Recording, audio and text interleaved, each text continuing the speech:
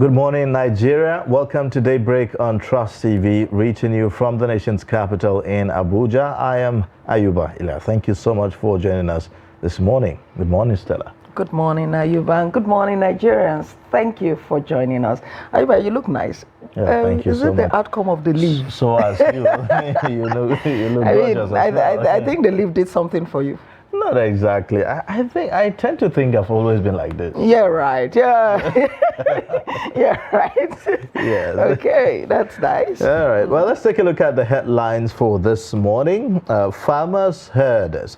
Plateau Peace Agency calls for love and tolerance. Brain drain. Nigeria lost 1,700 nurses in 1 month. Rep. Policemen caught assaulting Rivers motorist in viral video arrested. Now let's take a look at the details. Dr. Tanko Sununu, Chairman House Committee on Healthcare Services, has said that Nigeria loses over 1,700 nurses in a single month. He was commenting on a proposed bill which seeks to amend the Medical and Dental Practitioners Act 2004 to address the brain drain in the health sector. He stated that he was shocked when he went for an oversight visit to the Nursing Council of Nigeria and discovered that in 1 month, Nigeria lost over 1,700 nurses, and that means getting to 17,000 to 18,000 in a year. All right, now, policemen captured in a viral video assaulting a motorist in Rivers State have been arrested and will appear at the force headquarters in Abuja to face disciplinary action. The Force Public Relations Officer, Muyiwa Adejobi, disclosed this in a tweet that the erring policemen were 3 and attached to the Rapid Response Squad of the Rivers State Police Command. One of the armed policemen was seen in the video slapping and flogging the motorist as he led the victim into a car parked by the roadside. Another officer was also captured showing a woman said to be the man's wife into the driver's seat.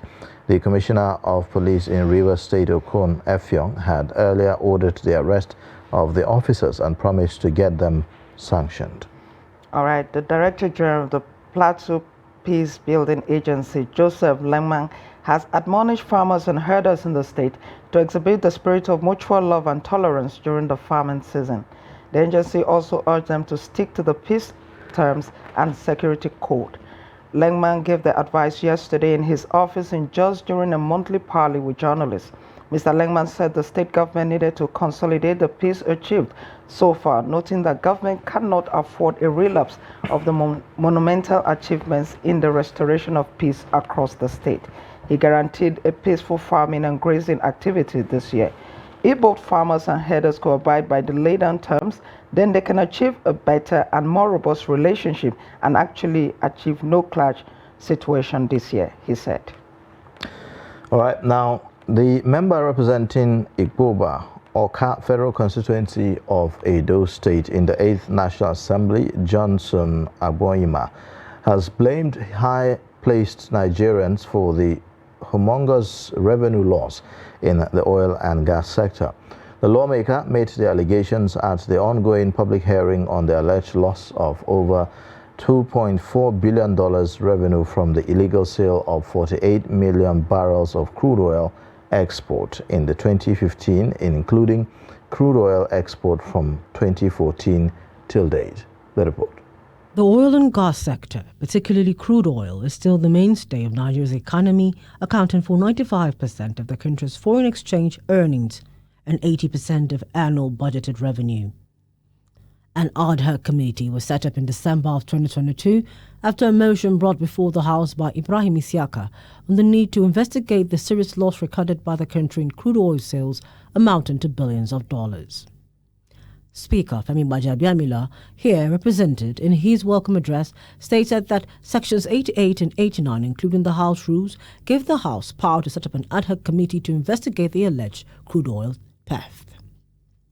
The onus is on the House of Representatives as a responsible House of the Nigerian people to carry out a thorough investigation to ascertain the veracity or otherwise of these allegations, including the investigation into crude oil exports from Nigeria from 2014 to 2022, to ascertain the accuracy of recorded revenue from the source during the period, the utilization of this revenue and identity, and likely additional losses in the revenue to the country. This was further buttressed by the chairman of the ad hoc committee, Mark Gibila, who assured the invited organizations that the aim of the investigation is not to witch hunt, but rather to address corruption and also strengthen the whistleblower bill, which will soon be passed into law by the National Assembly.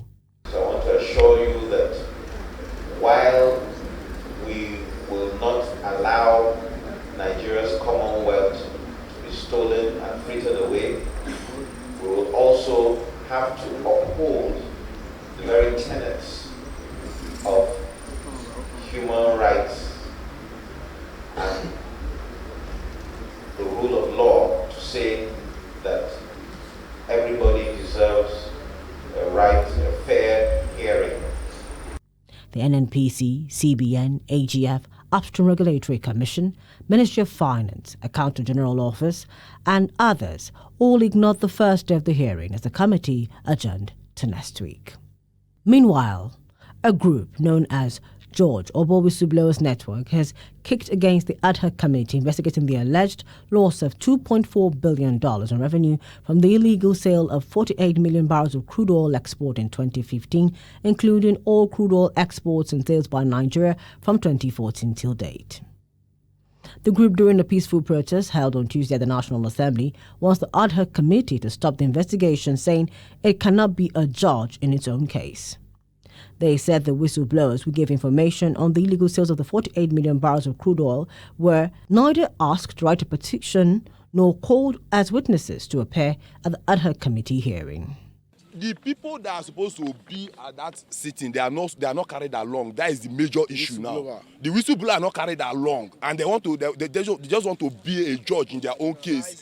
The Whistleblowers Network is of the opinion that since it has already filed a suit in court to look into the matter, the ad hoc committee cannot hear the matter anymore. All right, over now to Katsina State, where fire destroyed property worth millions of naira at the headquarters of the State Education Trust Fund. The fire, which gutted the computer hall, registry, and the office of the Executive Secretary, started around 8 p.m. The blaze was eventually put out after 3 hours by a joint team of Good Samaritans and officials of the State Fire Service. Abdullah Yamadi completes the report. A visit to the scene of the fire incident reveals that staff and other officials of the Education Trust Fund are still counting losses. But we can see the main server of electricity into the secretariat starts from here. So the incident starts from here. That's our assumption, and the assumption of the general public. Because of the inferno may be electricity faults occasioned by frequent power outages. There is no even relationship between the fire outbreak and our own supply, because each customer, whether individual, industrial, or commercial, they're supposed to have their own safety relays. They're supposed to have their own safety relays. So even at the small houses, there is something we call this circuit breaker or cut out. I know normally our customers know cut out. So if there is any high voltage or any unstable supply, it will cut the supply. It will enter the house or the premises. Officials are worried because all the archives of the Education Trust Fund have been destroyed and most of the lost data cannot be retrieved. This building was commissioned by President Muhammadu Buhari in 1998 when he was the chairman of the now defunct Petroleum Trust Fund, PTF. The objective of the structure was to complement government efforts in developing education. Observers are concerned about the neglect that the Education Trust Fund has suffered from the successive administrations since then and are calling on the incoming administration to rehabilitate the building and ensure its effective utilization. Abdullahi Ismayamadi, Trust Television News, Katana. Fire destroyed property worth millions of naira at the headquarters of the Katsina State Education Trust Fund. The fire, I beg your pardon, the Commissioner of Police, Ido Ahounha, on Tuesday visited Isheri-Oke area of Lagos State over an early morning crisis that broke out in the area. The visit was to get first-hand information on the crisis with a view to nipping it in the bud. Victoria Tokolo brings us more details on this story. In the early hours of Tuesday at Magodo Isheri-Oke area of Lagos State, there was a clash between two traditional rulers in the area over a court judgment. Some hoodlums had stormed the area with broken bottles to prevent the court bailiffs from pasting an appeal court judgment given on March 16, 2023, confirming the landlords in the community as the owners of the land. The commissioner during the visit met with two traditional rulers, Jamiu Ogunsi, Olofin of Isheri, and High Chief Said Olainka, Oshorun of Isheri, advising them to maintain peace with each other in the area. This morning, it was around 5 o'clock, I got a call from the CDA that something is happening at Isheri, that you see a lot of boys, it's more than 100 at Isheri now, that they want to start pasting a paper or something, that collecting a judgment. I say, what judgment is that? Okay, I'm coming. Kerasan. To be sincere, when I was coming, I saw them there plenty. I was torn, go back and turn before I can get to Palace here. Kerasan. After that, and I called several people that what is going on here. They said that some people collect a judgment. I say, how person collect a judgment without our consent in this community? That they want to place, they want to take over somebody's property. I say, no, that one can't be possible. If you want to enforce a judgment like that, there must be a proper document before you can enforce a judgment. And we make a necessary step on it in order to find out what is going on. This matter is already in the Supreme Court. Why can't let them wait for the Supreme Court to decide before you can force any judgment? That is what caused all this problem this morning. We Oshonu family, we hold this Isheri. You understand? And we are law-abiding citizens. So we don't want any trouble here. The police commissioner addressed the press at the Isheri Police Division and also aired his views on the outcome. That occurred in Isheri this morning. And of course, my message to them, both parties, is very, very clear. The judicial process is there for everybody to vent, to advance their interests, raise their concerns, and seek a judicial interpretation and judgments.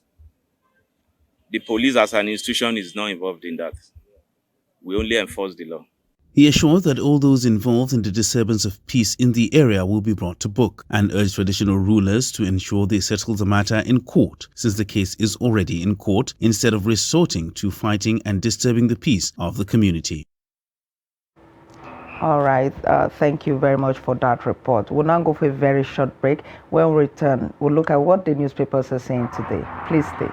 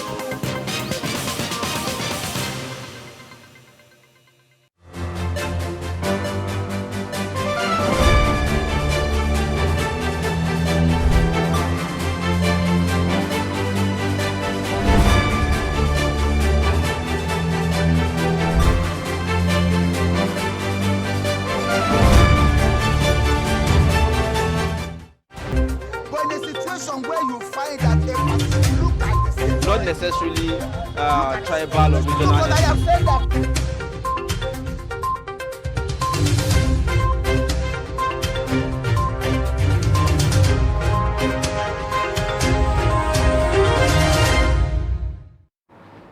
All right, thanks for staying. It's Daybreak on Trust TV. Time to take a look at the dailies on Daybreak. We'll begin with the Daily Trust newspaper this morning, where we have the lead story talks about the leaked audio allegedly by the presidential candidate of the Labour Party. Now, leaked audio, federal government, ACF, others blast Obi. You also have the riders that says, clear yourself, Ohaneze challenges LP candidate.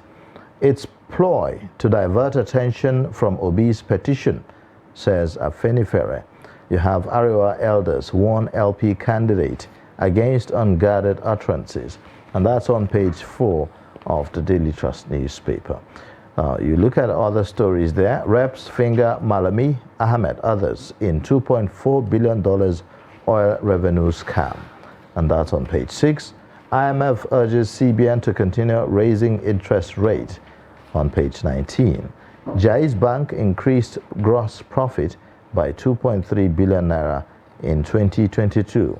And that's on page 19 as well.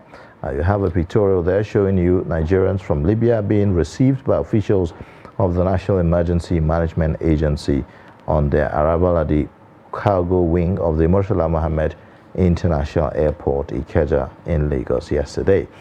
Well, these are the main features of the Daily Trust front page this morning. Now let's take a look at the Leadership newspaper. Has a lead story that says 2023 presidential poll, Obi, Labour Party have no case, INEC tells tribunal. And then the first rider says relief sought by petitioners not grantable, President-elect duly elected.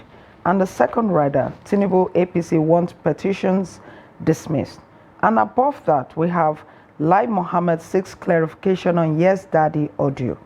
We also have ex-Anambra Governor Mbadinuju dies at 78. 2023 Hajj, NACON warns states against extortion of pilgrims.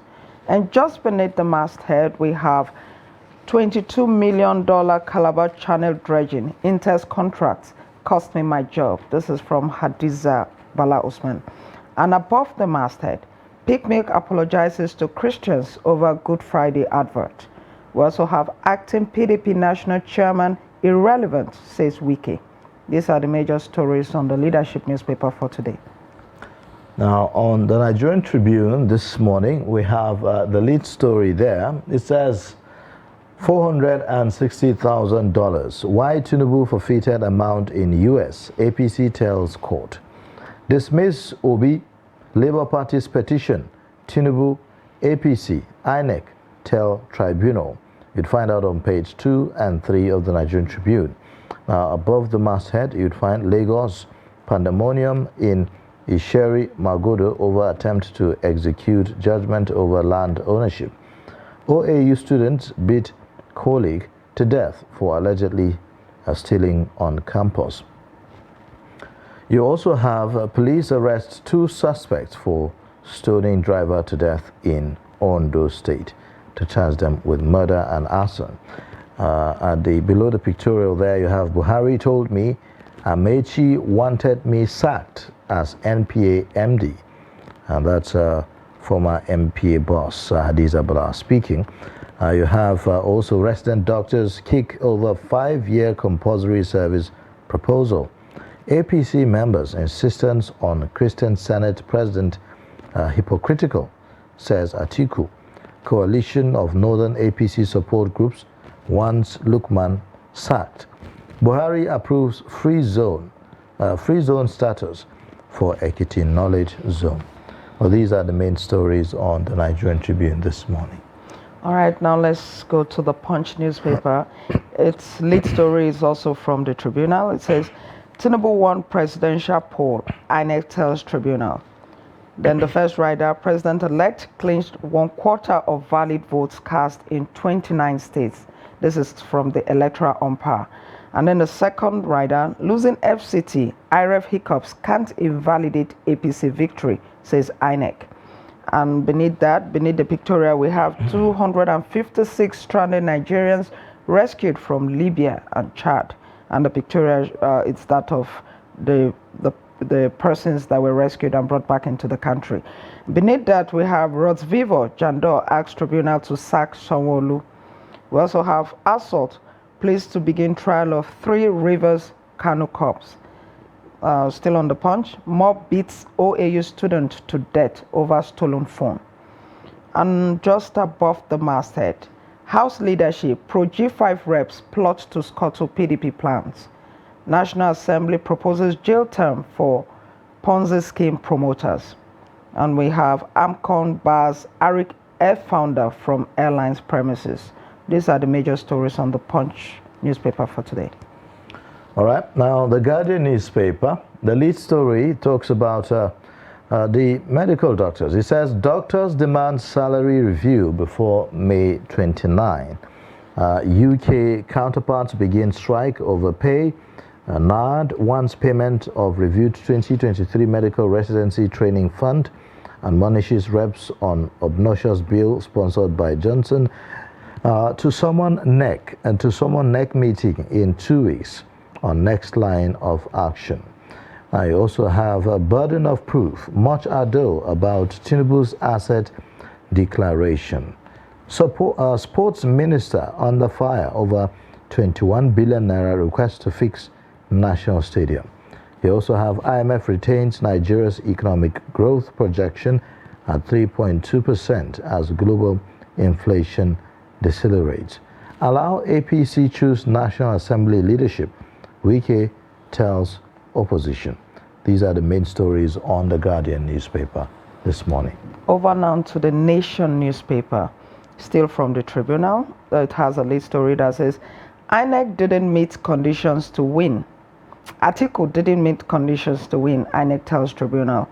And the first rider, Commission replies PDP candidates petition. The second, FCT has no special status. And the third rider, Obi's petition should be dismissed. And we have just above that, World Bank predicts global high unemployment, inflation, slow growth. And above the masthead, this is from the Rivers State Governor Nyesom Wike. He says, PDP can't hijack National Assembly leadership. We also have Nigeria may lose $23 billion to crude oil theft this year, Speaker warns. And we have Amechi fired me from NPA over contract dispute. APC holds primaries in Imo, Bayelsa, Kogi this weekend. These are the major stories on the Nation for today. All right, now on the Daily Independent newspaper this morning, the lead story, reps summon Ahmed Malami over missing 48 million barrels of oil. You have the writer that says Gbajabiamila laments endemic corruption in Nigeria, vows to protect whistleblowers, pass protection bill. You have also electronic collation of election results not mandatory, INEC tells court. I was sacked as NPA MD because of contract issues, Bala Usman. You also have Lagos election. 4 parties ask tribunal to sack Sanwo-Olu. Gunmen abduct Kogi monarch. 8 kill female worker. Ohaneze Soludo mourn former Anambra governor Chinwoke Mbadunuju. That's other stories. You have why Nigeria's debt burden others may worsen, according to IMF. Says Nigeria's economy may face negative growth in 2024. These are the main stories on Daily Independent this morning. Now let's take a look at the Vanguard newspaper. Its lead story, it's on the National Assembly leadership. It says Senate presidency, APC looks to South-South, shops for Northwest deputy. And the rider, Senators Godswill Akpabio, Jibrin Barrow favored. Tinubu has final say on choices for the post, says a source, adds parties still making consultations. And we have the second rider that says Akpabio very much in the race. This is coming from a group. And still on the Vanguard, we have illegal sale of crude. Malami received funds without remittance, reps allege. We also have presidential poll, why we didn't declare Atiku winner, INEC tells court. And we have oil market, Nigeria, Russia account for 440,000 barrels per day drop in output report. And above the masthead, we have White Plateau Assembly remains sealed. This is from the police. FG Obi Bika over leaked audio conversation with Oyedepo. We also have May 29, arrest advocates of interim government, Northern Elders. And just above that, we have IMF says decline in Nigeria's economic growth in 2024 to 3%. These are the major stories on the Vanguard for today. And on the This Day newspaper this morning, the lead story says INEC, no act of infraction substantial enough to nullify 2023 presidential poll. You have Chimamanda Buhari, INEC blew last chance to emerge Nigeria's heroes. You also have above the masthead, maintain tight monetary policy to check inflation, IMF tells CBN. Buhari, Atiku, Ohaneze mourn as ex-Anambra governor Mbadinuju dies at 78. So these are the main stories on the This Day newspaper this morning. Let's get perspectives to some of the stories that we have highlighted. We will be, okay, we have a Business Day newspaper where you have the lead story talk about Nigeria's manufacturing woes worsen joblessness. The Nigeria manufacturing woes worsen joblessness. So we saw a report yesterday projecting a likelihood of having a 41% unemployment rate in Nigeria. So let's get perspective to some of the stories. We have Ben Shemang, the former director of news, Voice of Nigeria, with us in the studio to highlight some of the stories that we've seen. But majorly, the dominant stories this morning. Well, welcome to Daybreak this morning. Thank you very much. Always a great pleasure. Yes. Majorly, we've seen a lot of political stories leading the papers this morning. Specifically, has to do with the cases at the tribunal, between the president-elect, the leading opposition, the People's Democratic Party, and Labour Party as well, and also the leaked audio attributed to the presidential candidate of the Labour Party, Peter Obi, and Bishop David Oyedepo, also generating a lot of controversies. It seems like we've not had the last of it yet. The rebuttals, regardless, the issue is still generating a lot of reactions. What do you make of all of this?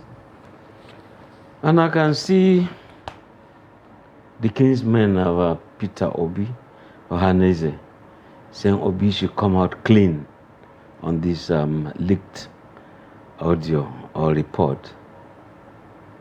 But I'm quick to say that I think we are dwelling on a thing that is a non-issue now.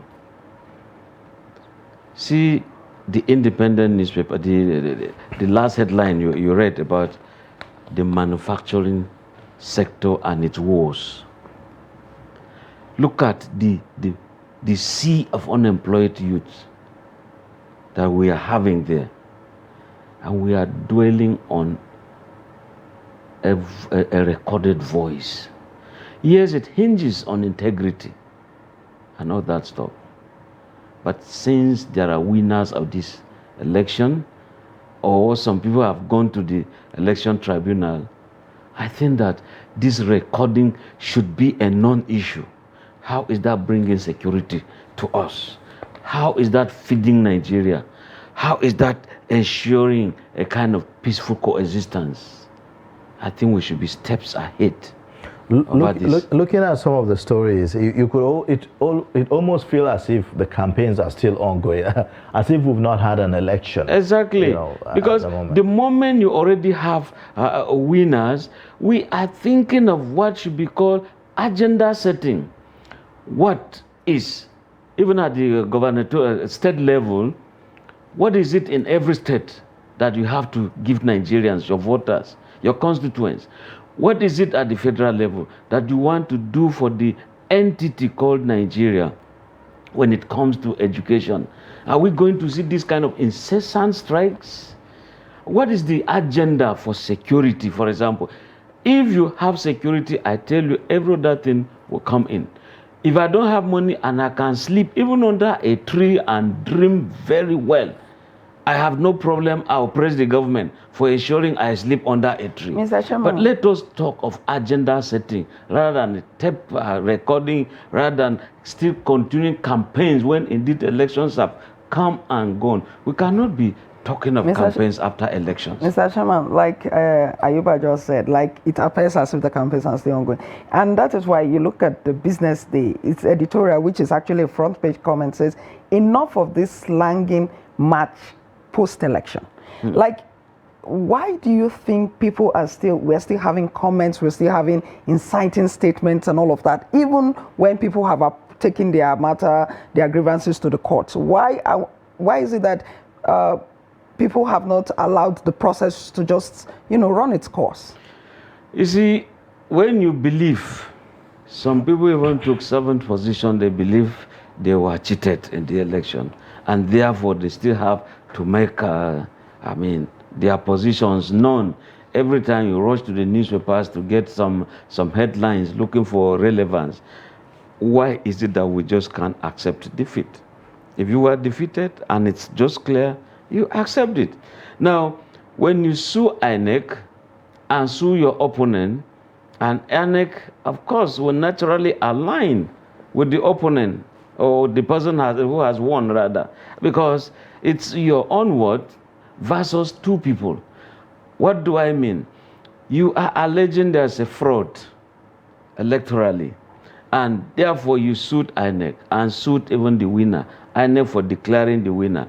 Of course, those two, their answers are just going to be the same. It's not, the onus is now left for you to prove truly, clearly, that you are defeated. Now, if you have this proof and you feel that there are also obstacles, it's for you to cry out to the court so that you get what you want from the court. But a situation where we still continue mudslinging, we just believe that in Nigeria, we just can't get it right. No, I think we should start getting it right. We should start congratulating winners, if there are.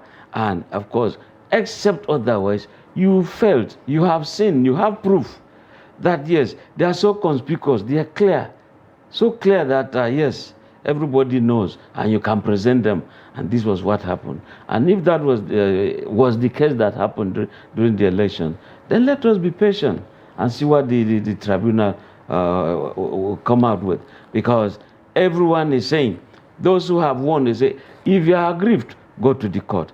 And of course, you are feeling aggrieved, you've gone to the court. But again, we are still doing some campaigns, or where our actions are rather still showing as if we are looking for votes. I think what we should do is have your substance, and this other side will just go and counter, and let's have a peaceful Nigeria. Because sometimes this will just lead to some hatred that we saw before, during, and shortly after this election. Okay. This is continuing, and that is heating up the politics. Okay, so let's talk about the ethno-religious tone that the whole campaigns took, and even after the elections, we're still seeing this. So now, for instance, there is a conversation to decide the leadership of the National Assembly, and we're still seeing some of these factors coming into play as, to be considered. So you hear the talks about, zoning arrangement, you hear the talks about, whether the speaker should be Christian or should be Muslim, and the rest of them. Why do you think that ethno-religious considerations have taken such a central stage in this 2023 general elections? Have we seen it like this before? No, it hasn't been this messy. It hasn't been this terrible. And the moment you begin to use religion, the moment you begin to use the ethnic card as we have it today, how did Karl Marx describe religion? Opium of the masses. Opium, of course, is just like taking hems. When you take hems, you hardly can know your left from your right. That's the way Karl Marx will define it. But I know the religious people will take an exception to that. But again, look at the way, therefore, the political class is using religion. At the point when you want to attack your opponent, you use religion and use the gullibility of religion. Those who indeed will not see beyond what you are saying, and therefore you school them on how to make society ungovernable, on how to hate some people, on how to hate some religion. And of course, when indeed religion is supposed to be a unifying factor, if you are on this religion, the other one is this, that other person does not even have any, can we begin to respect ourselves? If the man says he doesn't have a religion, leave him alone. After all, he's not even looking for any convert. Now, you bring religion, even when they say, thou shalt not kill. You see, people will say, religion of peace. But when you look at the way the politician will mix politics and the ethnic cut, I mean, it takes. It leaves one to wonder what is happening to Nigeria. Why? How did we get here? That's the concern here. How did we get here? I mean, we've always known that Nigeria is this heterogeneous. We have several ethnic groups. We have, at least multiple religions, two dominant though, and the rest of them. But I'm not sure if we have seen this level of sensitivity to this sentiment as we've seen in 2023, and you agree. How did we get to this point? How did we get to this point? You see, in a battlefield, going for war, even against the Geneva Convention, people will say every instrument, every arsenal is legal. People are going to for election in Nigeria. Therefore, anything you say or do to them is legal. So when you don't even have human feelings, and when indeed you don't believe this thing you're saying is going to be too injurious to the other party, and you just say words without weighing them, putting them on scale on how the reaction of the other person would be.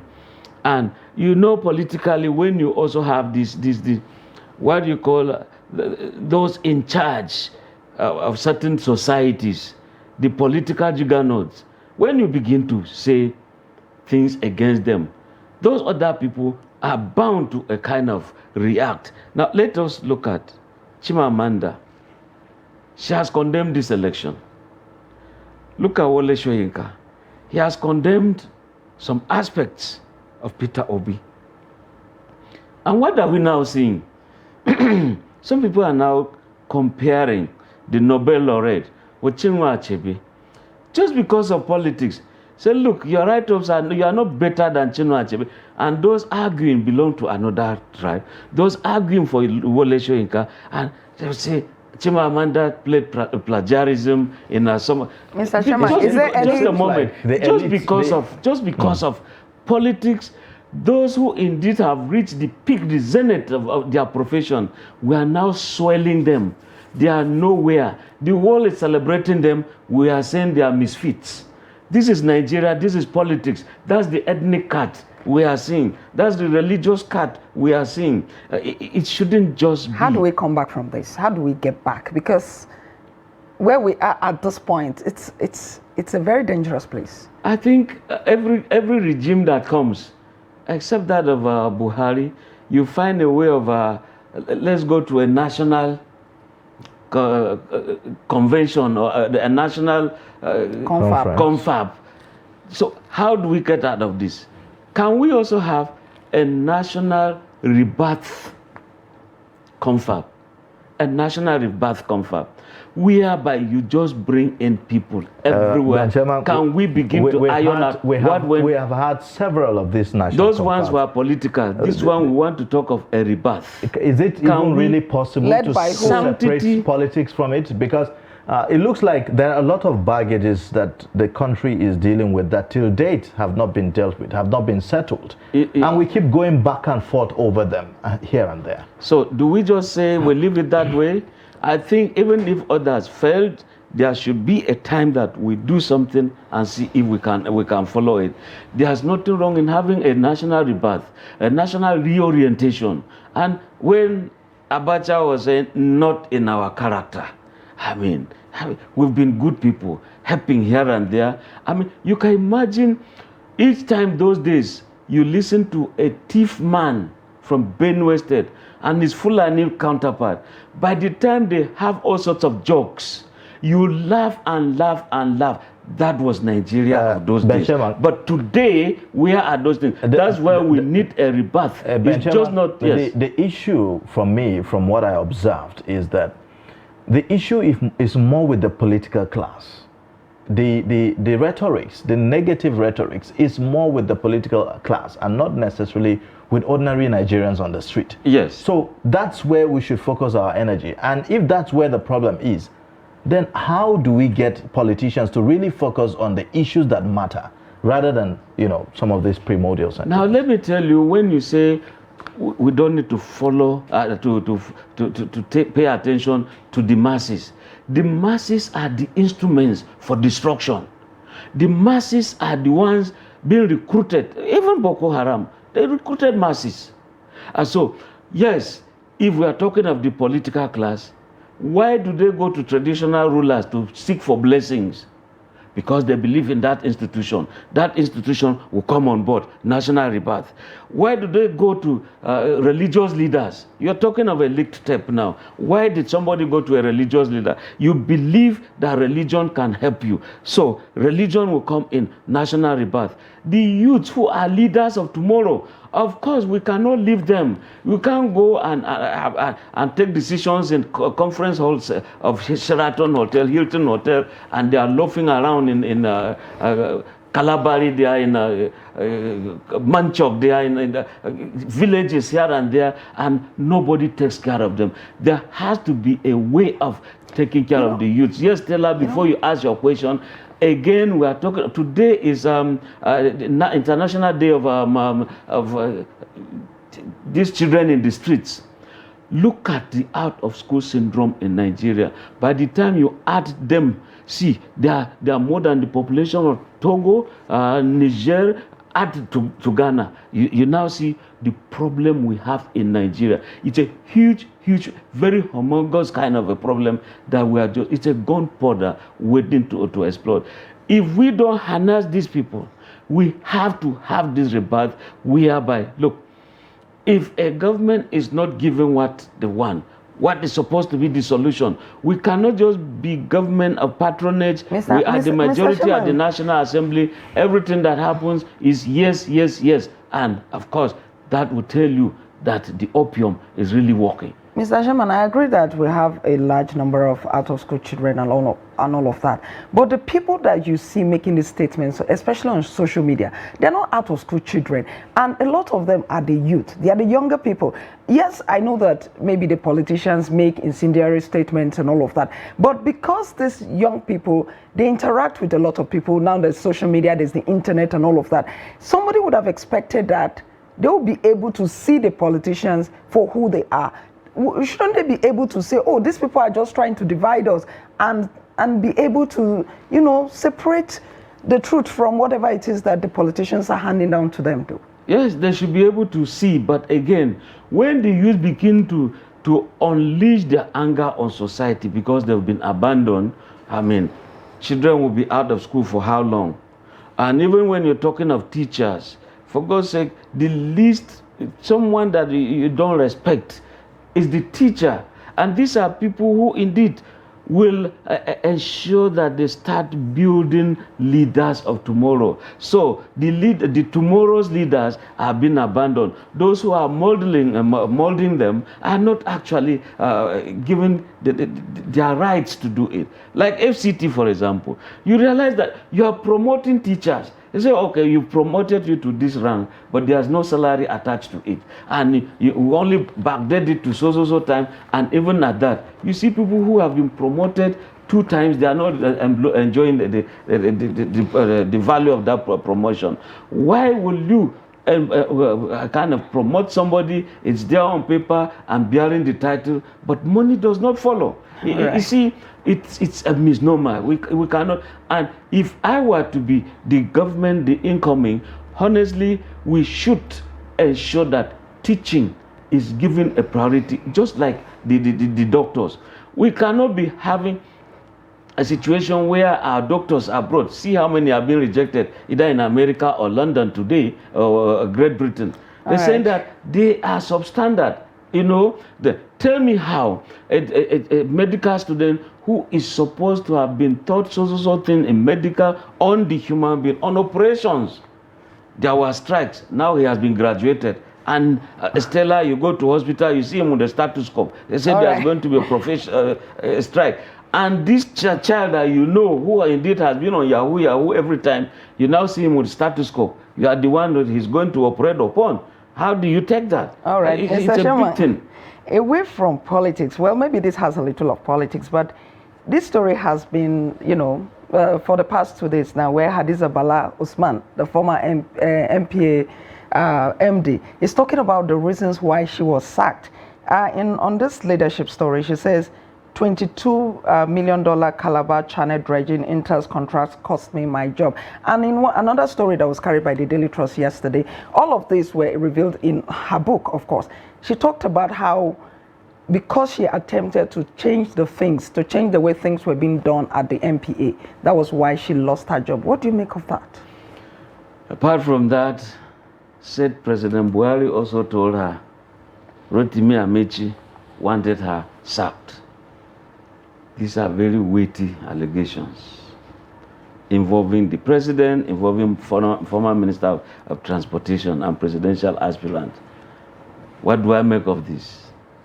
For Hadiza to have gone into documenting it says a lot. It's now left for Rotimi Amechi. He's been put before the front burner. He's in the eye of the storm. It's for him to now defend himself.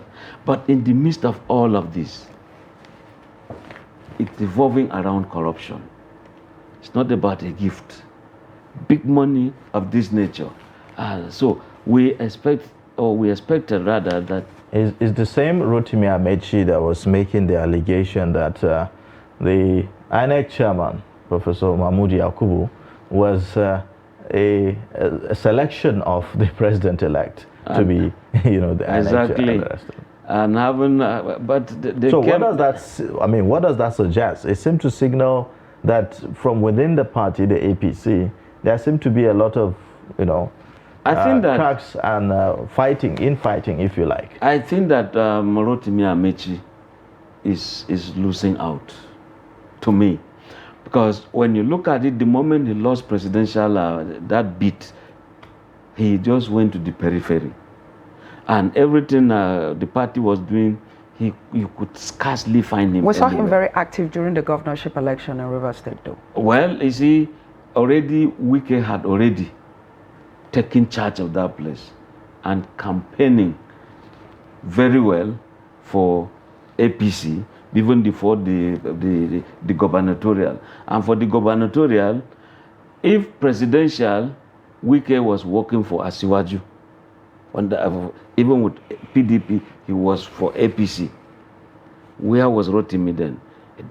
It shows the political machinery of Rivers State was with Wike. Now, you come in here, he then said, I will tell you who to vote for during the gubernatorial. And of course, PDP won. And you can now see that he's been going around again, campaigning for acceptance of the Southern president.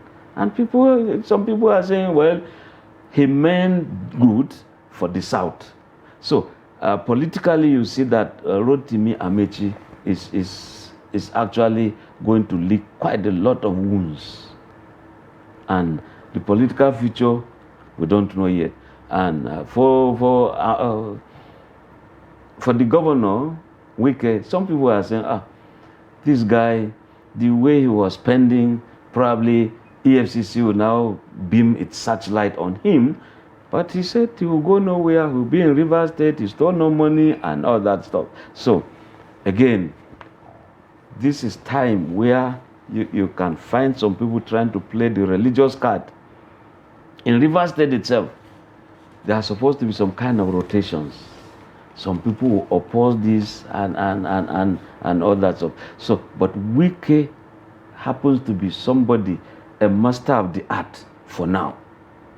Where that leads him to, we don't know. But the way he did things under PDP, during the presidential candidate, of course, people wanted to sanction him, but they were unable. Just like the case of a landlord being afraid of a tenant. Today, he's already firing missiles in Kogi State. Don't bring in Dino Malaye. It's not the gubernatorial stuff and all that stuff. No. Do you think that has to do with maybe because of Dino's association with the presidential candidate of the PDP, Atiku Abubakar? I mean, it's that clear, because Dino has been with Atiku, and Wike does not agree with Atiku politically. So there's no way he will say their party, PDP, they should go feature Smart Adeyemi. So maybe the conventions will say if they're going to sponsor someone else. And by the time you sponsor someone else, supposing there's also a Wike in Kogi State, what do I mean? Smart Adeyemi then says, okay, in that case, let me campaign for APC to scuttle PDP. Is it possible? Is it likely? But it has happened as we have seen in PDP politics, APC politics at the national level, where you had the G7 progressive, G7 governors. Some will say dissidents, but in their own rights, they felt they were human rights activists within PDP. Despite all of this, it looks like, several people have been suspended, even those that's in the PDP now, even though some of them, the suspension have been lifted. But in the case of Nyesom Wike, nobody talks about suspending Nyesom Wike, despite all his, what you may consider as anti-party activities. Actually, he talks about who should be suspended. When PDP was having all sorts of problems, Wike financially helped PDP. So he's untouchable. And that was why. That's why he became untouchable. So Wike is untouchable, isn't it? Of course. Those who tried it, even to suspend Ayu himself, don't you see it was upturned? Some tried to also suspend even Labour. Almost every party had its own crisis, and they were always targeting the very top. Now, unfortunately, they didn't go through their constitutions very well. They didn't chew it to understand. At a certain level, a ward cannot just wake up and suspend a national chairman. There has to be the national working body that will suspend a chairman. But you wake up, they needed relevance, and they got it. And that's why some people say those people were sponsored. Okay. Politics, thank you so much. Goes. It's where we have to end the discussion for this segment. Thank you, Ben Sherman, for joining us on the newspaper review on Daybreak this morning. We look forward to having you again. Thank you. Always a great pleasure. All right. Now, we'll take a short break, and then when we return, it will be top of the hour, where we'll look at the headlines again and also prepare for our next discussion. Join us again. But in a situation where you find that look at the not necessarily tribal or regional. I have said that.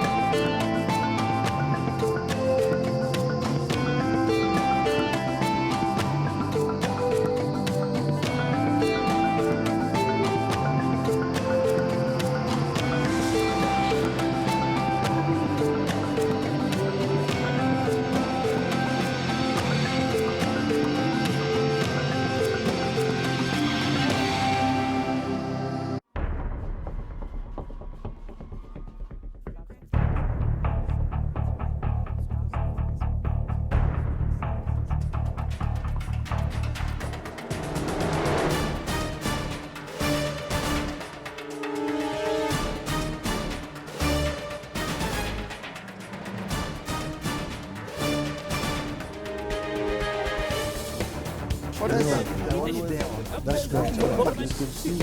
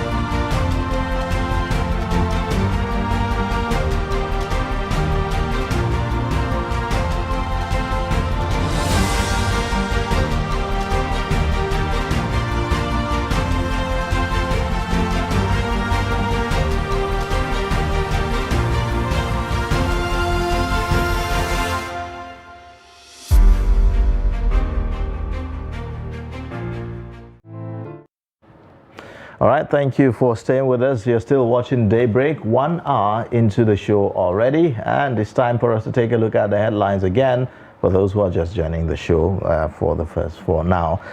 Now, the first headline here says, Farmers Headers, Plateau Peace Agency calls for love and tolerance. Brain drain, Nigeria lost 1,700 nurses in 1 month. Rep. Policemen caught assaulting Rivers motorist in viral video arrested. Now let's take a look at the details. Dr. Tanko Sununu, Chairman House Committee on Healthcare Services, has said that Nigeria loses over 1,700 nurses in a single month. He was commenting on a proposed bill which seeks to amend the Medical and Dental Practitioners Act 2004 to address the brain drain in the health sector. He stated that he was shocked when he went for an oversight visit to the Nursing Council of Nigeria and discovered that in 1 month, Nigeria lost over 1,700 nurses, and that means getting to 17,000 to 18,000 in a year. Now, the Director General of the Plateau Peace Building Agency, Joseph Lengmang, has admonished farmers and herders in the state to exhibit the spirit of mutual love and tolerance during the farming season. The agency also urged them to stick to the peace terms and security code to Lengman. Lengman gave the advice yesterday in his office in Jos during a monthly parley with journalists.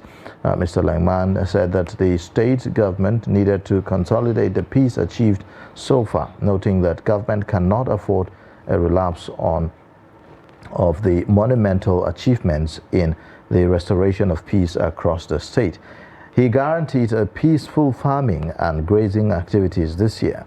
If both farmers and herders could abide by the laid down terms, then they can achieve a better and more robust relationship and actually achieve no clash situation this year. Now, policemen captured in a viral video assaulting a motorist in Rivers State have been arrested and will appear at the force headquarters in Abuja to face disciplinary action. The Force Public Relations Officer, Muyiwa Adejobi, disclosed it in a tweet that the erring policemen were 3 and attached to the Rapid Response Squad of the Rivers State Police Command. One of the armed policemen was seen in the video slapping and flogging the motorist as he led the victim into a car parked by the roadside. Another officer was also captured showing a woman said to be the man's wife into the driver's seat.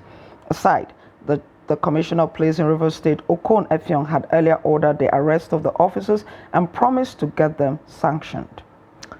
Now, the member representing Ikogba, Okha Federal Constituency of Edo State in the 8th National Assembly, Johnson Agbonaima, has blamed highly placed Nigerians for the humongous revenue loss in the oil and gas sector.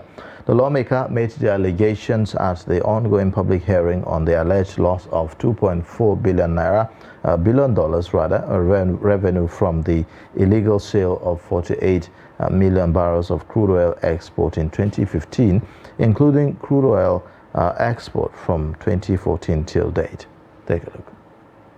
The oil and gas sector, particularly crude oil, is still the mainstay of Nigeria's economy, accounting for 95% of the country's foreign exchange earnings and 80% of annual budgeted revenue.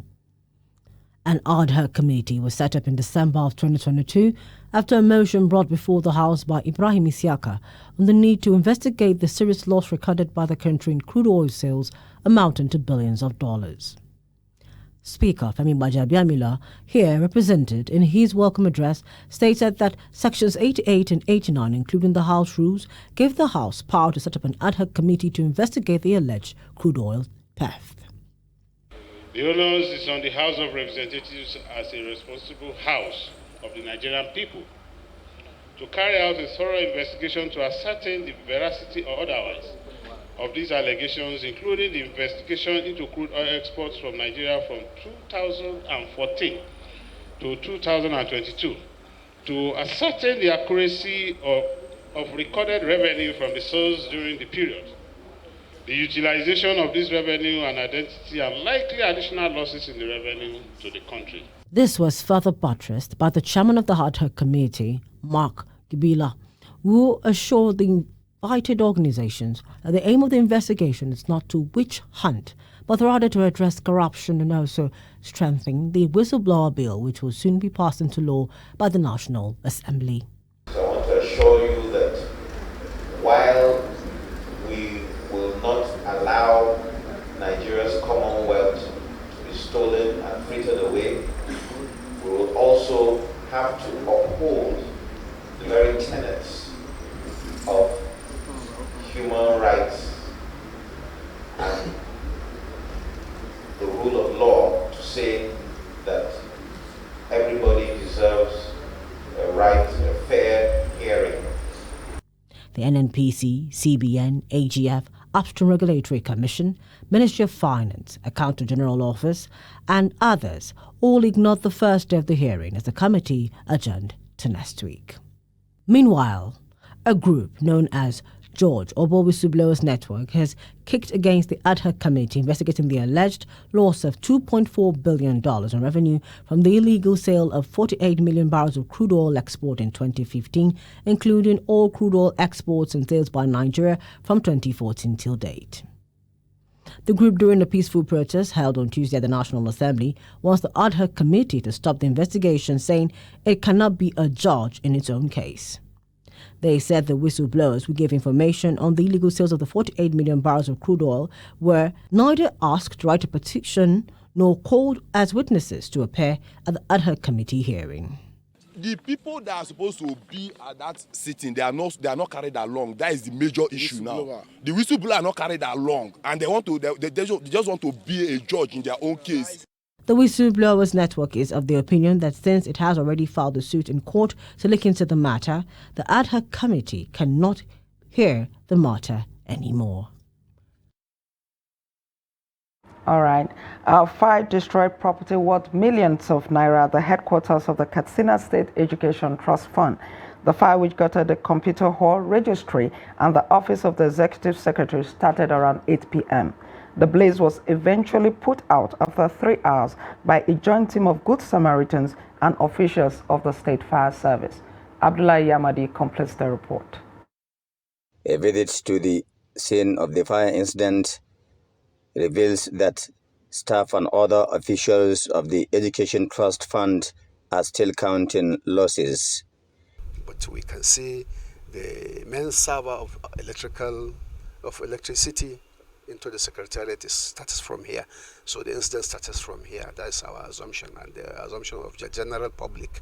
Because of the inferno may be electricity faults occasioned by frequent power outages. There is no even relationship between the fire outbreak and our own supply, because each customer, whether individual, industrial, or commercial, they're supposed to have their own safety relays. They're supposed to have their own safety relays. So even at the small houses, there is something we call this circuit breaker or cut out. I know normally our customers know cut out. So if there is any high voltage or any unstable supply, it will cut the supply. It won't enter the house or the premises. Officials are worried because all the archives of the Education Trust Fund have been destroyed and most of the lost data cannot be retrieved. This building was commissioned by President Muhammadu Buhari in 1998 when he was the chairman of the now defunct Petroleum Trust Fund (PTF). The objective of the structure was to complement government efforts in developing education. Observers are concerned about the neglect that the Education Trust Fund has suffered from the successive administrations since then and are calling on the incoming administration to rehabilitate the building and ensure its effective utilization. Abdullahi Ismayamadi, Trust Television News, Katana.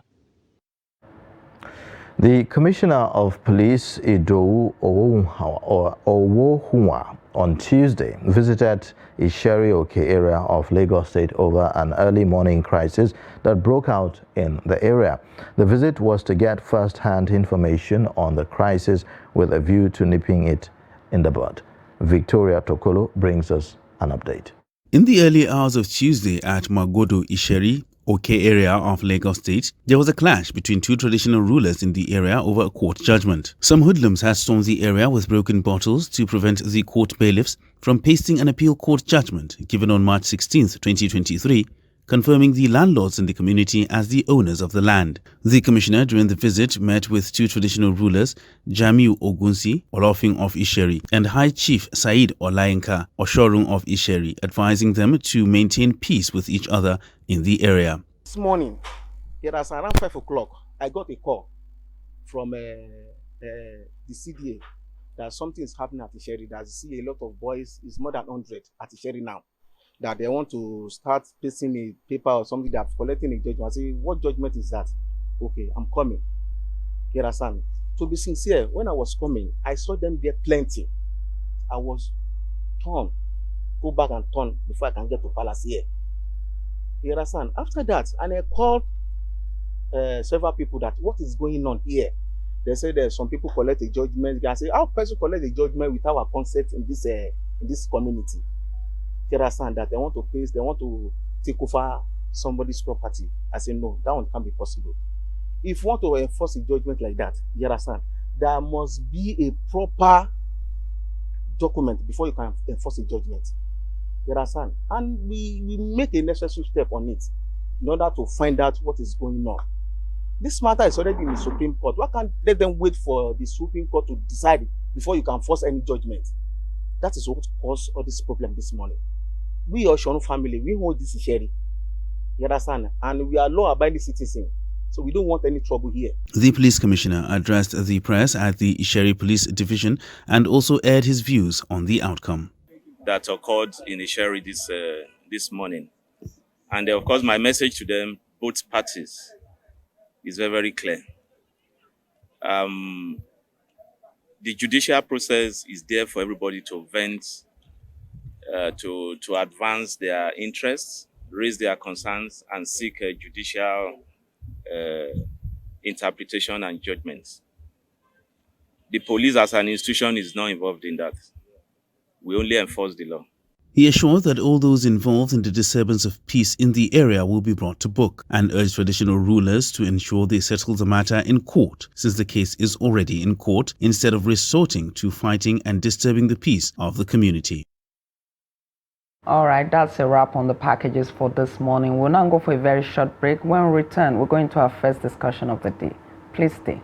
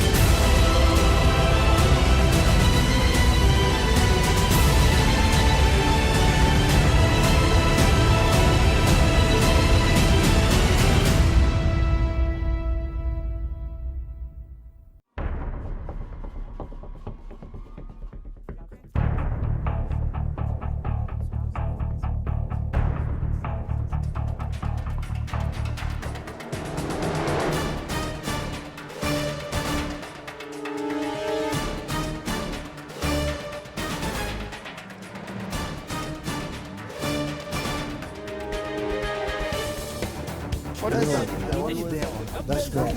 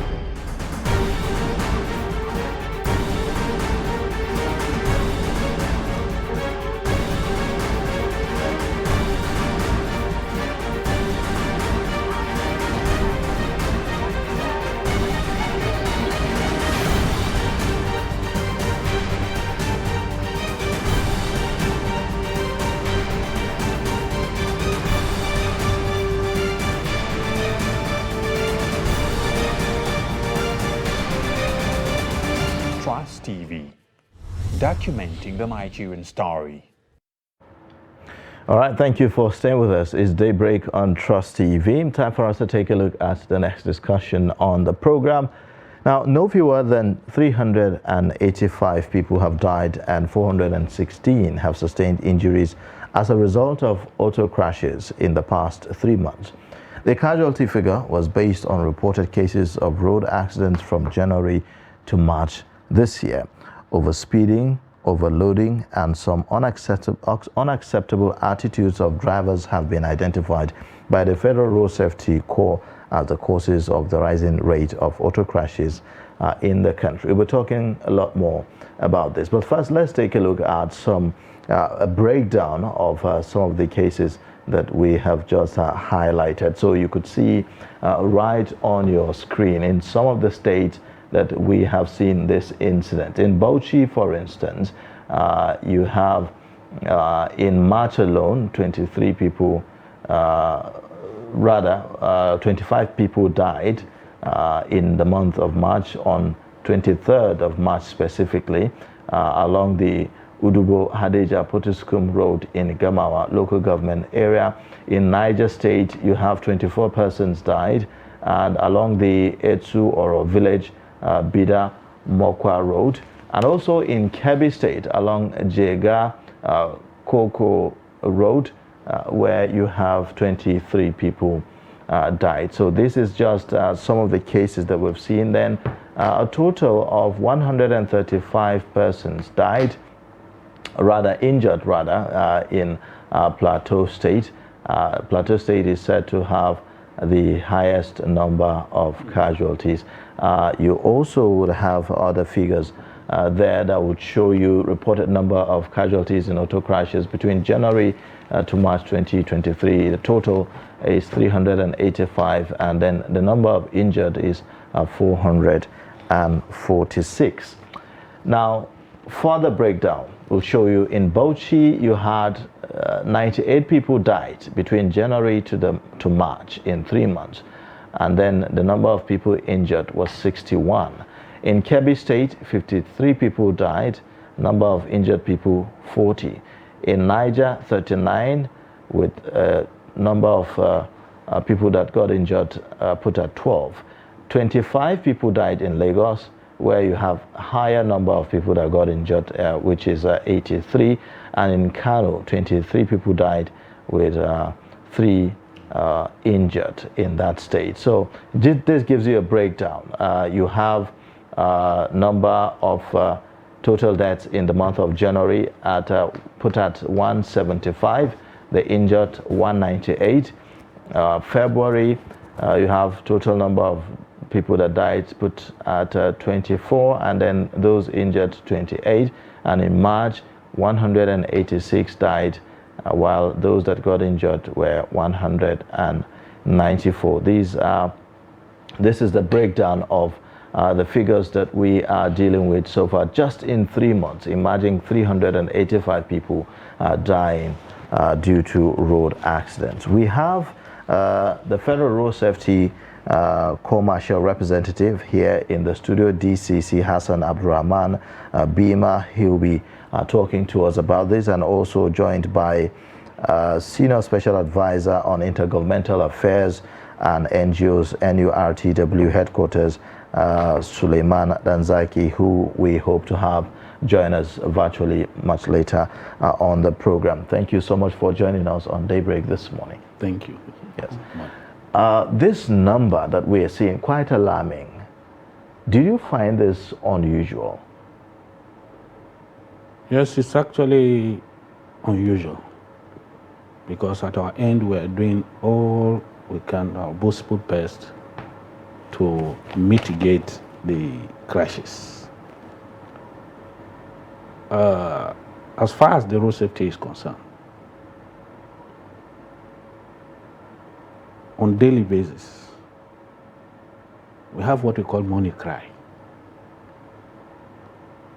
We send our boys out before drivers start taking off from the parks to educate them.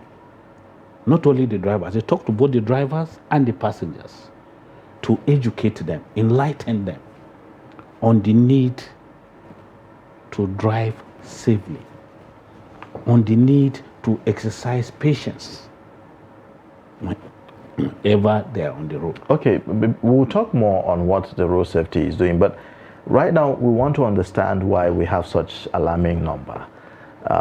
Is there any reason you could deduce? Just like you have said, the issue of speeding. Nigerians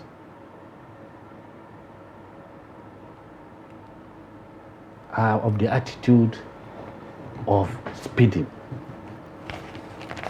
If you have to embark on a journey, what is important is for you to ensure you make proper arrangements. People don't take off in good time. You want to be in Lagos at a given period, and you do not prepare yourself on what time you are supposed to go out. So in the course of the journey, you find people speeding unnecessarily just in order to meet up with the time he has targeted to arrive in that particular destination. These are some of the causes. The major cause of road traffic crashes these days is speeding. Okay. It's speeding.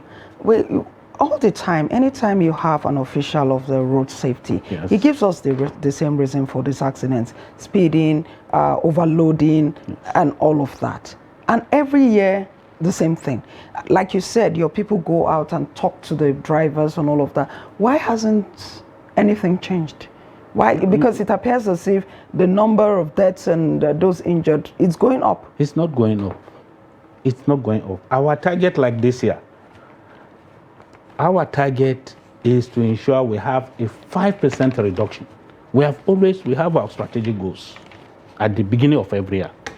And as much as possible, we struggle to ensure that particular targets are met. Well, there's a WHO report here that says Africa has the highest number of road accidents yearly, with Nigeria topping the list.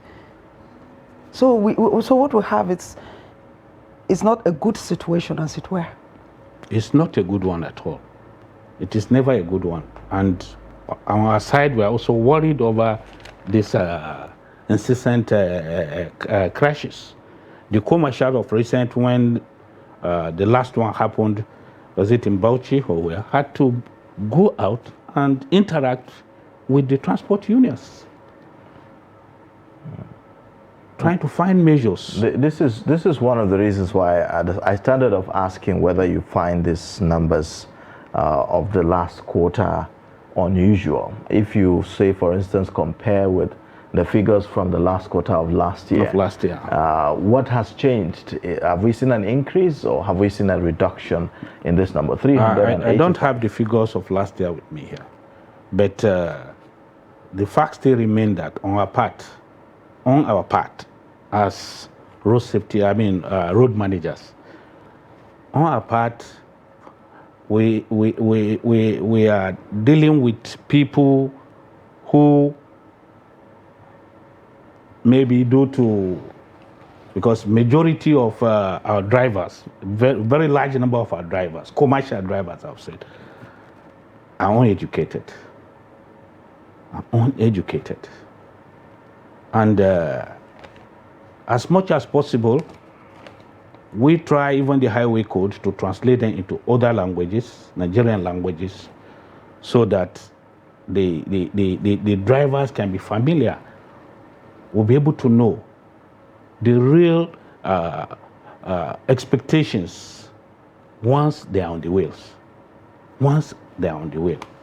But as much as possible, the commercial has given a marching order to all the commanding officers to ensure that our roads are safe through visibility, maximize visibility, presence of our men, especially in those areas that are prone to crashes.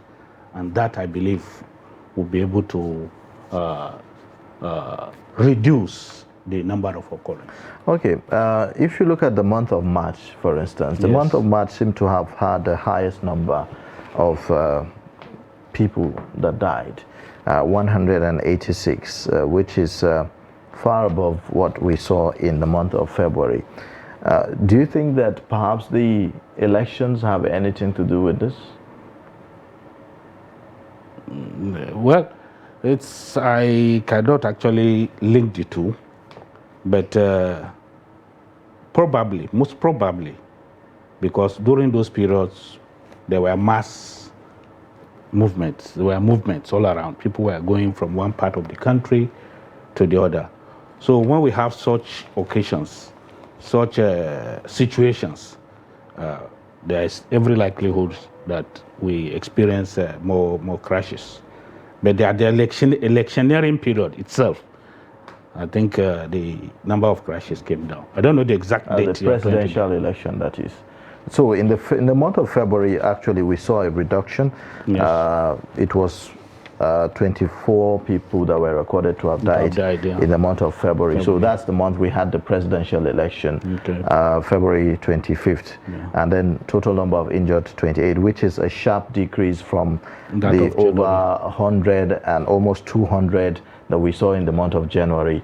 And then also in March, we saw another escalation to almost 200, and so that's why I'm wondering whether there's any connection between. I can't link the two. But then let's talk about the operations of the Road Safety Corps in a period of an election season, for instance, whether or not there are some kind of strategies you deploy basically to ensure safety of roads, because apparently the roads are going to be much more busier than usual. That is, it's normal during such situations. We ensure full deployment of staff, and even logistics. That is what we have been doing. Like we are in Easter period now. The commercials has given that marching directive to ensure men are deployed all over. And I also believe that as the Salah comes, you also deploy as well. But then, we've started. But then, to what extent will you describe the implementation of some of your policies? Because I know that the road safety came up with this speed limiter devices, and then of course there are some parks where alcohol is sold. And we know that some of these accidents happen because the drivers are under the influence and all of that. And then we also see that some accidents are caused by articulated vehicles. So what does the road safety do about all of this? Well, as far as we are concerned in the area of sales of alcohol in the parks, I think we are receiving the cooperation of the NURTW.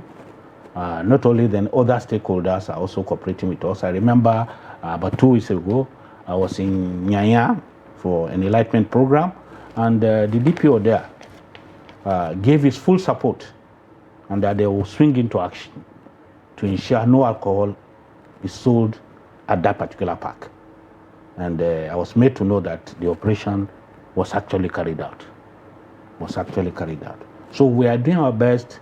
We are liaising with all the necessary stakeholders to ensure alcohols are not sold in the parks, and they are receiving the cooperation of the NURTW.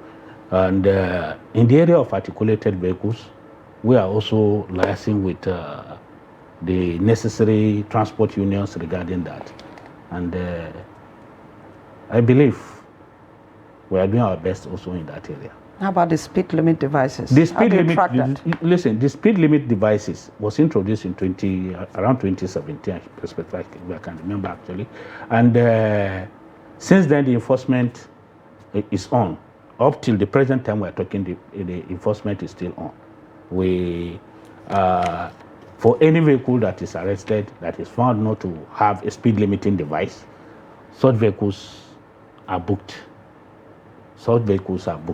The law does not permit us to keep vehicles until when a person install the speed limit. Once a person is fined and he pays his fine, we allow him to carry his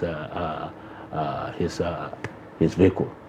But as much as possible, the enforcement on speed limiting device is ongoing. And I believe we are receiving the cooperation. And that is why even the number, compared to the years back, you can see the figures. The figures is just in the first quarter, as we have just said, that we're experiencing rising cases. Otherwise, the road traffic crashes has actually reduced. Okay, what's the road safety doing about people engaging in, drinking and driving? So, for instance, you have people driving under the influence of whatever, may not necessarily be alcohol, but maybe some other kind of, intoxicants and the rest of them. Is there, what's the road safety doing about that? Is there a way of checking and maybe arrest, or what are the consequences of engaging? Yes. Like in the present exercise that we're doing, digital breathalyzers are all over with our boys. Once a person is suspected to have taken anything, because the behavior will show. Once you understand the thinking, or the driver is reported by the passengers in the same vehicle with him that they are suspecting that their driver has taken a particular substance, the driver is tested. How does that happen? Right on the road. You will be tested. How practical is this? How often do you get these drivers tested right on the road? How often does this happen? Our patrol teams have equally equalizers that a driver can break in. The same thing with the digital one. It actually shows whether the driver, we have the blood alcoholic content supposed not to be more than 0.05. So once it is discovered that it is above that figure, that vehicle will be turned back to the office. All right. In this particular story that said... sorry, Stella. Yes. What about the consequences? You've not talked about that, and whether or not the kind of arrest that you have made, and what, what are the sanctions that people have to if you are driving under the influence of alcohol and you are caught, a ticket will be issued. Fines will be I can't actually remember the amount presently now. So if you are issued that ticket, the driver will not be allowed to carry the vehicle along immediately.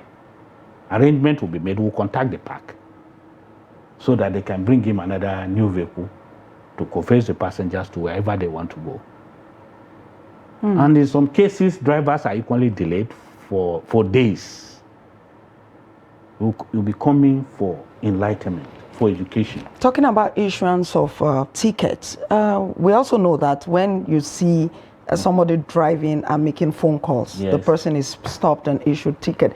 But there are also allegations that there are some personnel of the road safety that don't really issue these tickets. When they stop the car, the driver comes down, talks to them in whatever language they want to talk, and the driver is let go. We've heard such allegations. I cannot say that is not true. In every organization, you are bound to have some misbehavior from your personnel. But as much as possible, for anybody caught making calls while driving, the person is supposed to be issued a ticket. There's no two way about it. For anybody who compromise, we have our surveillance teams. They are all everywhere. They go out to check the boys. Once you are caught, you know you are leaving the job. No two way about it. With your experience working, do you think that the fines that you've always fined people is enough to, bring about deterrent? Because, how do you measure that? I think generally, even in our courts in Nigeria, the fines that are being awarded or given to offenders, it's at a very low level. And I think we are also working towards ensuring there's an increase in the amount of fines. Because when you want to make a person to change in his attitude, you make that person to suffer it. But when you give a fine of say 5,000, the person goes and pay. He doesn't feel the pain of what the amount. He looks at the amount to be very, very small. I think the co is making effort and thinking along that direction in increasing the fines. All right. On this story, in this particular story, one of the reasons that the road safety officials gave for the accidents is importation of fake tires and fake brake pads and all of that. So the road safety, is there any kind of collaboration between the road safety and the Standard Organization of Nigeria on this particular issue? Very much. I remember almost the same period, 2017 or thereabout. We started emphasizing, talking about tires, educating drivers on tires. And the collaboration is there between us and the Sun. We are collaborating in that very aspect. And our boys, as even they go out, they check drivers, the operational staff, the ones on it, they check tires of vehicles plying roads, check their expiration, check if they are worn out, even check spare tires, whether a person is carrying a spare tire or not. And in that circumstance, if you are found to be guilty of such offense, you are penalized. You are issued a ticket to go and pay fines. As much as possible, we try to discourage the use of Tokumbo tires, because those are rejected tires in the places where they brought them. They are rejected. So it's just like saying dead on arrival. Something coming in which you know is harmful to you, and we are using it. We are using them. We try as much as possible. On this issue, we are educating motorists on daily basis. Okay. On daily basis. All right. On the need to. All right. So let's join the Special Advisor on Intergovernmental Affairs and NGOs of the NURTW headquarters. That's Suleiman Anzaki, who is with us via phone. Thank you so much for joining us this morning on Daybreak, Anzaki. Thank you very much. Yes. My contribution is that very clear. You see, we leave the actual tenants and apprenticeship of driving. Driving is profession, be it a commercial or a private. Provided that you handle the steering, you are applying the road, you are a driver. All the offenses is not only relying on the commercial drivers. One, in the first place, all the apprenticeship that we know right from the right traffic ordinance, it has been discarded. You must have to get somebody to get a learner permit. I have been insisting on this, to go back to the basic. You give him the 3 months learner permit, driving with an alcohol in his life, the second time, and the third time, that is 9 months. Giving somebody a license without going through all this apprenticeship, actually it is like giving somebody a rifle, and then without telling him how to defend himself and how to manage the rifle and actually to go to the public and kill people. And all these things is they rely on the authority that was given the powers and invested with that authority. And we that got the license in the years, I used to always talking and insisting on this. If you ask me, if I see an accident, I ask what is happening. In the previous years, there was no good road. There was no vehicle that was speeding as much as what we are seeing today. But there is less accident. And when you go to some places, there is a lot of this I know. It is the powers of the governor to appoint the vehicle inspection officer to inspect a vehicle. And also, he is the only person to give you a license. Now it has been divided into like 26 states that they have their different VIOs for inspecting. And some of the states are also wipe out the VIOs and just put some people that who they are not even trained. And also, the issue of license and safety is no more there. People are only relying on the revenue generation. The saving of life on our highways is more than what people are thinking about the revenue. Forget about the revenue. The government must have to complement about in seeing that the road accident is very reduced. But I'm telling you that every study is talking about what they're generating as a revenue from the road traffic. Road traffic is not an area. Even though safety, they know that they are to prevent the life and properties on the highway. Not even thinking about the revenue. Not about thinking about the booting somebody. Penalty is not going to be, when you are saying that you are going to penalize people with a strict penalty without a good training, you can't make it right. So if I understand your summation, you are saying that authorities seem to focus more on the revenue generation aspect of road safety rather than the safety of people on the roads itself, isn't it? Absolutely. Let me give you an example of the state where I am, Kaduna. So they are saying that they have removed the vehicles on the road because they are not generating more. They are generating a meager amount of money, but when they bring the Castelia, they are bringing billions of naira. So they are not even talking. There is nothing about the inspection of the vehicle. When you go, you want to renew your license, you want to renew your particulars, you only ask to pay the money. You will see that inspection, the change of owners, this thing, without even going through to know actually what is happening. So that is the problem. We are just apportioning blame to the operators. Operators doesn't know anything. When you say that you are apportioning blame to operators, you are making a great mistake.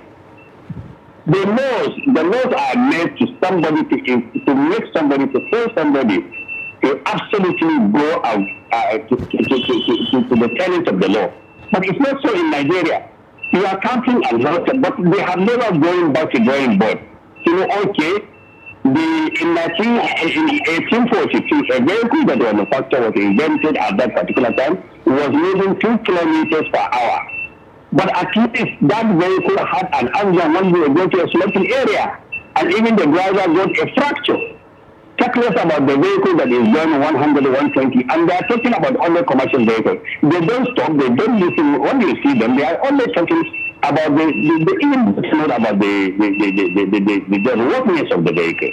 The roadworthiness starts from the vehicle, even the wiper is part of the roadworthy. But it's not so now. When we are driving at that particular time, even the color of the rear light, you must have to make it right. So you see that a lot of things that is done, and sometimes when you say a big man comes with a very good vehicle, they even salute you and give you a compliment and go. So that's the road. When you are on the road, you are a motorist. You don't need to identify yourself. You need to know that whether you are complying with the rules. If you don't do it, you salute him, you give me a compliment and say, okay, you commit an offense. Then even if it is warranted taking him to prison, you take him to prison. But the people are defending because traffic offense is not a criminal offense. That is why everybody is doing whatever he likes to do, not officially the private. You see that why that the commercial vehicle that are giving more emphasis, because they are carrying more passengers. A commercial vehicle. Yes, they are carrying about. But you know, Suleiman, one of the issues that have been identified in this instance has to do with, say, for instance, overloading. We've had several instances, and we are aware that if you go to the parks now, the number of people that are being conveyed in vehicles is certainly beyond the number that the vehicle is meant to carry. We know that for a fact. And that has continued over and over. So who is to blame for that? I mean, if you are caught in the process, at best, perhaps you'll be fined for that, if that happens. You know, but again, the people themselves, the drivers themselves need to be very cautious of their own safety. Do you see that happening? You go to the designated motor park that's allowed by the government. Like, let me give you an example of Abuja. Abuja, as big as Abuja and the seat of power of the federal government, we only have 3 motor parks originally designated for the parking. That is Otako, Zuba, and Karu. But the rest are illegal motor parks where they don't even have the right. But go to the local government, you see that a junior staff will give him a license, loading and uploading, they converted it to motor park. So that they must have to do that. Even the VIOs and the rest of them must have a knife and join and have a synergy that they have a motor park. You see that we have a manifest. A small vehicle that have the number of vehicles, the number of passengers you will carry, you cannot exceed. 1 in front, 3 at the back. And that is the number. The manifest will read only 5 people. But when you go to the side, when you go to the motor at the side, you see a lot of people carrying. You go to the road and see what a vehicle will carry the passengers that it will. Who is responsible for these illegal parks? Who is supposed to ensure that these illegal parks do not, exist? The Federal Capital Territory. What the law says that is only the VI or where the vehicle will park and talk about the prices and also look at the roadworthy of that vehicle. They are not taking it now. You will see the VI or you will see many of them on the road. They are just looking. They are just looking about the particulars. They are not looking about the rocketeers of the vehicle that's flying the road. They don't care about it. And the road safety too, I think that they must have to sit down. There is a lot of disarray in their operation. The road safety will only look at the system and the police and the team will tell you that this one is the road safety. But generally, the traffic offenses is the same thing. Everybody on the road, they either do the MTD or whatever. They must have to check to look at the rear light, they look at the tires, they look at the everything and the contents, even inside the vehicle. Must have to look at the seat and see whether the vehicle is not working. Okay. But it's not so now. Okay, just hold on, Suleiman. We have in the studio the Corps Marshal of the representative of the Corps Marshal Federal Road Safety Corps, Abdurrahman. You have heard, some of the issues that he have raised. We'd like for you to respond to some of the allegations, if you like. Generally, our enforcement is not targeted at commercial drivers only. We, as much as possible, operate along the road and we make arrests for anybody who will contravene any of the traffic rules, being private or commercial. He talked about the emphasis on revenue generation instead of actually the safety of motorists and the drivers. In the aspect of driver's license, he said. I mean, the aspect of, that was what he was saying. Yes. As far as the driver's license is concerned, on our part, the law said we design and produce. We design the driver's license and then produce the driver's license. The requirements, the processes that a person has to go through and be satisfied to be issued a driver's license lies with the vehicle inspection officers. You see, and the system is done. The new system we introduced is a very good one for anybody who wants to learn driving. You are expected to go to a driving school. Unlike maybe your husband will just say, okay, madam, come and sit, you enter. Okay, how would you say that the setting up of these state level road safety agencies or organizations have enhanced the work that you do? It has actually enhanced the work that we do. Because for the NURT man, he feels that it's about states trying to just generate revenue. You see, we introduced that. We tried to get the buy-in of the state governments for us to have state agencies to actually assist, because we cannot be everywhere, especially in township. We have always emphasized on our boys to go to the highway and leave the township operations to state agencies. And I think, like in Lagos State, they are doing very wonderfully. The traffic management agency in Lagos is doing wonders. Aside Lagos, is there any other state that is doing? Even Kaduna is doing well. Kaduna State is doing well. Kano State is doing well. And so many other states are doing well. Okay, Suleiman, let's give you this opportunity. On the way each person views. Yeah, because of time we have to round up. But let's give this opportunity to Suleiman for his final words, perhaps in 1 minute. Tell us your expectation. Okay, I'm asking the road safety, one last reducing VI of adding letter L, going around testing the driver, the last one. The driving school, they can only test a vehicle, go to the articulated vehicle. An articulated driver, we are training the articulated drivers. The articulated driver will not have to be a motorist before at least 6 months before you come up to start this thing. We are the people helping the government. And then the Kaduna State government, I think that the last, I'm an individual of Kaduna, I got my license, I'm saying this in any forum I get an opportunity. I got license in 1976. When you got in 1976, it is hectic to get a driving license. It is something of what is happening in They are not change. But you see that we are bringing a lot of things in order to make a lot of things. We are not reminded of the new technicality that introduced the road is very wide and the vehicles are including the articulated vehicles. They are very but they are still maintaining what is satisfactory. I'm not saying that the road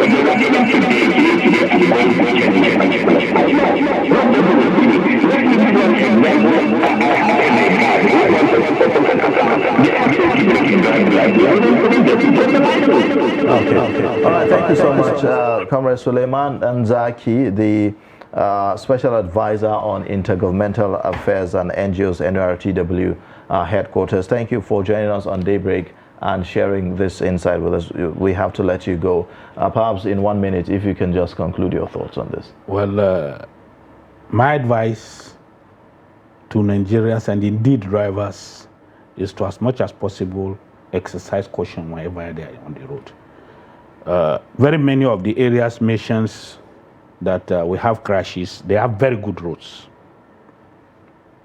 Those areas have very good roads, but speeding is the major cause of such crashes.